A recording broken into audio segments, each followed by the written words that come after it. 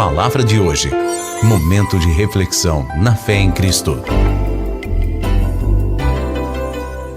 Glória a Deus, paz e graça, que Deus te abençoe em nome de Jesus. Hoje continuaremos com Esdras para também fechar esse livro muito rápido. Não é tão interessante que você passe a ler a Bíblia, não apenas ouça o devocional, mas que você possa ler a Bíblia. Eu quero dar uma super dica para você, olha, o devocional você consegue ouvi-lo de várias formas. No canal do YouTube você tem os anteriores. Você entra lá no YouTube, digita Batista Fé em Cristo, você encontra o canal da igreja e está tudo lá para você separado.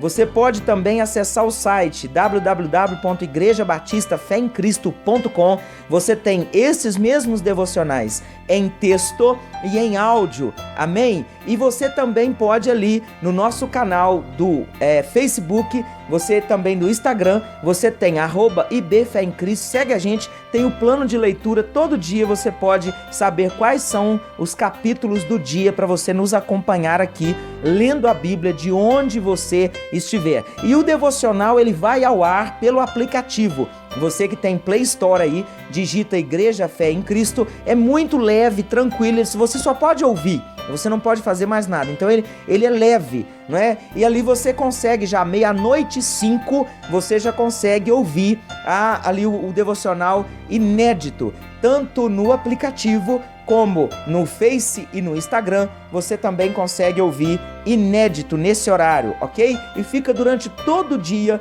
no aplicativo de hora em hora, então você consegue ouvir. E lá no YouTube tá ali para você conferir sempre, amém? A leitura tá aqui nos capítulos 8, 9, 10, não é, do livro de Esdras. A gente vê então as coisas estão acontecendo, não é? No capítulo 8, ele volta a falar da lista dos que voltaram, você pode ler.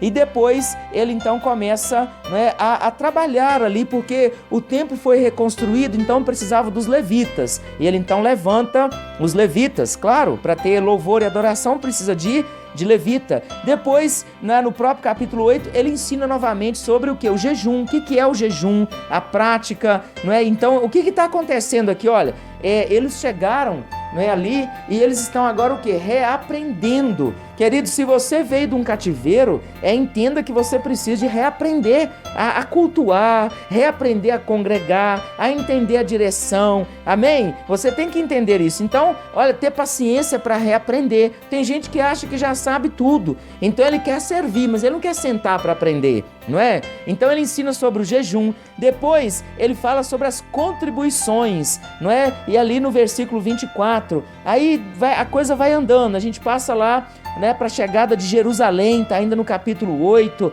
e ele vai explicar como é que foi. No capítulo 9, depois de tudo preparado, Esdras teve o entendimento que algumas coisas precisavam andar, elas não estavam andando. Então sabe o que ele fez? Ele faz uma oração de confissão, ele se identifica com todo o povo, não é, que pecou, que causou a confusão espiritual, inclusive pelo motivo que eles foram ao cativeiro, e começa a pedir perdão, confessando mesmo os pecados de cada um, não é? E aqui eu quero ler para você 9, verso 5.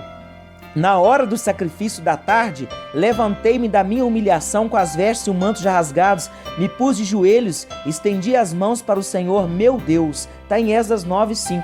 Humilhação. A gente entende às vezes humilhação de forma equivocada, mas nos humilhar diante do Senhor, não é, gera resultado. Por quê? Quem se humilha é quem tem um coração quebrantado, quem demonstra que por ele mesmo ele não consegue, não é que ele não é suficiente, mas que o Senhor é suficiente.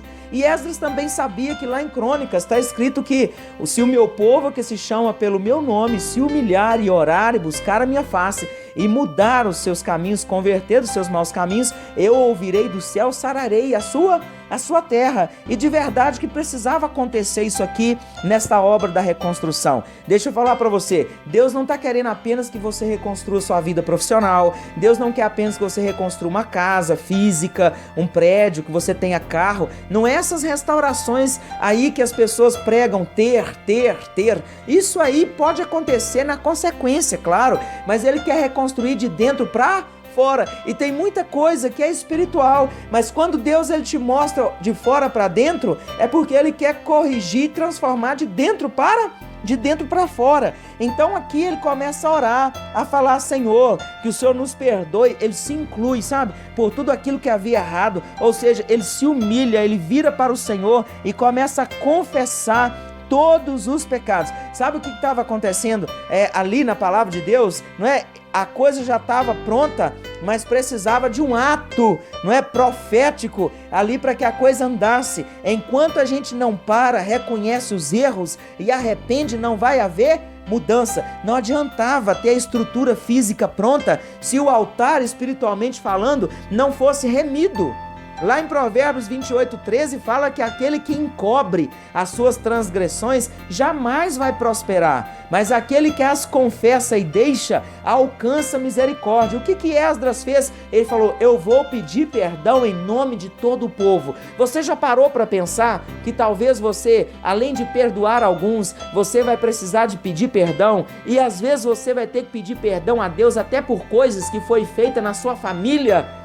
Tem esse entendimento, não é? Você não vai livrá-los, não, de coisas que já aconteceram, mas você estará trazendo a realidade de Deus para a sua vida, entrando na brecha para que Deus mude a história. Entenda isso, não é? No capítulo 10, a gente vê o agir de Deus por causa das orações, por causa do confessar, por causa do reconhecer, por causa do se humilhar. Diz que sara a terra. Olha, quem não se humilha diante de Deus, quem não se quebranta diante de Deus, não tem a sua terra sarada. Não há cura. Por quê? Coração empedregado. Mas agora nós estamos entendendo, e olha o que acontece aqui no capítulo 10. Enquanto Esdras orava e fazia confissão, chorando prostrado diante da casa de Deus, ajuntou-se a ele Israel e muita grande congregação de mulheres e de crianças, pois o povo chorava com grande choro.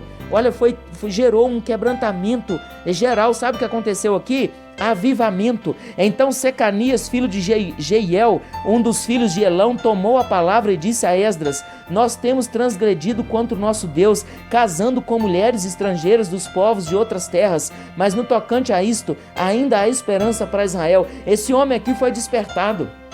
Quando Esdras orou, Deus foi falando com as pessoas o que estava acontecendo de errado. Os olhos começaram a ver, e esse homem aqui se levantou e falou: eu já sei porque as coisas ainda não se concretizaram, porque nós temos pecado diante de Deus, e uma das coisas que nós fizemos como crentes em Jesus, aliançados com Deus, sabe o que nós fizemos? Já estou trazendo aqui, viu, para o nosso tempo falando de Jesus, não é? Nós nos casamos, nos aliançamos com pessoas que não eram do Senhor, com pessoas que não tinham aliança com o Senhor, com pessoas que não eram convertidas ao Senhor, e nós fizemos isso, nós misturamos tudo. Então o Senhor, Ele falou para não fazer, e aí nós fizemos, e isso está errado, isso tem machucado o coração de Deus, mas ainda há esperança. Aí no 3 ele fala: agora pois façamos aliança com nosso Deus, e que despediremos todas as mulheres e os seus filhos, segundo o conselho do Senhor e os dos que tremem, não é, ao mandado do nosso Deus, e faça-se segundo a lei.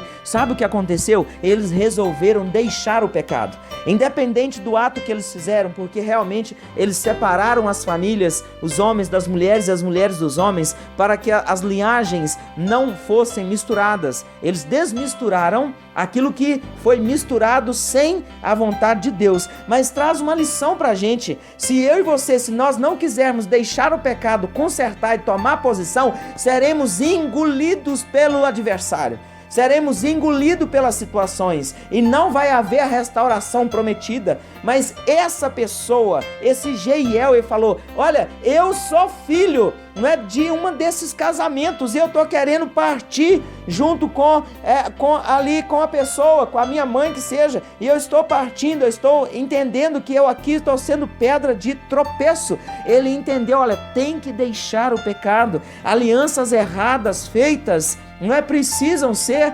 desfeitas em nome de Jesus. E aí a coisa, ela anda, mas quem vai continuar isso pra gente é Neemias. Então não perca o próximo devocional. Que o Senhor te abençoe, que Ele te guarde. Aleluia! Confesse, deixe, alcance misericórdia. Sim, você vai prosperar nos projetos do Senhor. Aleluia! Até o próximo. Palavra de hoje. Momento de reflexão na fé em Cristo.